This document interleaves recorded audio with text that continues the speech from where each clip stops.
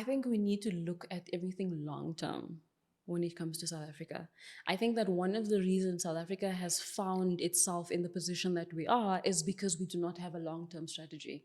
And countries like China and the US and Russia, those are countries that have development plans that runs over decades. South Africa doesn't. And as much as in the moment it could be a bit inconvenient, we can find alternative means to attend to those areas. But to bring in something that could potentially be a national security threat, I don't think so. I hear you. You know, when I think of the evolution of telecoms in the country, I remember Telecom at some point, and I always big up Umam Judy, Judy Dlamini with her husband. Sizwe Ngasana was the head of Telecom at the time. You know, they changed my life because that was my first job at Telecom. When Vodacom came, they came and piggybacked off the Telecom's infrastructure in the country. And to set up that type of infrastructure, billionaire Mr. Zimbabwean billionaire Mr. Stripes Masiyiwa has done it in terms of putting up fiber from Cape to Cairo. It's a tedious and a long-term project, although it's necessary and great, but it takes a long time and a lot of money.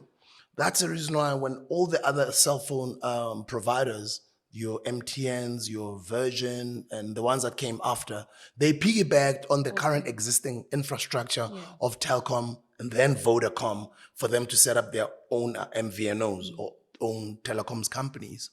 You know, so when one thinks of it, it's like, you're correct with what you're saying. I totally agree. And I also am very angry at some of the things that are said by Elon Musk. And I'm also very much aware of both of these solutions being security threats. But couldn't we just maybe explore space sail a little bit more because of China being our BRICS partner? I would probably, yes. If there's an immediate solution and it's not a threat to the country's national security, then I would say that that is an option. So are you saying if we had to choose between China and the US, should China be the option that we choose? Probably, yeah.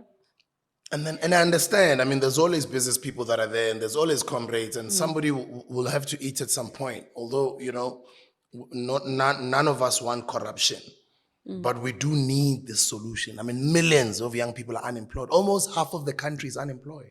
How do we solve that? Imagine how many young people's lives will be changed if we were to get faster, quicker internet and all over the country.